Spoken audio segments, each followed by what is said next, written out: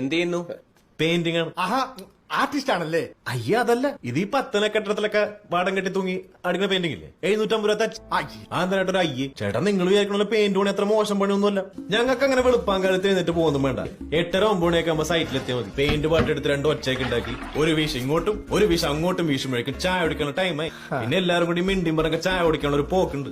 തിരിച്ചു വന്ന് 4 കോള് ഫോണിലും സംസാരിച്ച് ഒരു കുതിര എടുത്തു വെച്ച് അതിന്റെ മുകളിൽ കയറി 2 വീശ് ഇങ്ങോട്ടും 2 വീശ് അങ്ങോട്ടും വീശുമ്പോഴേക്കും ചോറിനൊരു ടൈമായി.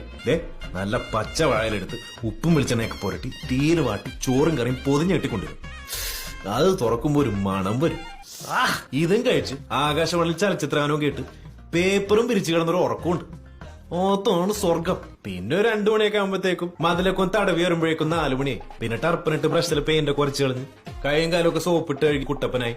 മേസ്ത്രി റൂമിൽ കൈ നീട്ടുമ്പോണ്ടല്ല അപ്പൊ കിട്ടി 750 രൂപ തച്ച്. വല്ല പെയിന്റ് പണിക്കും പോയാ മതിയായിരുന്നു.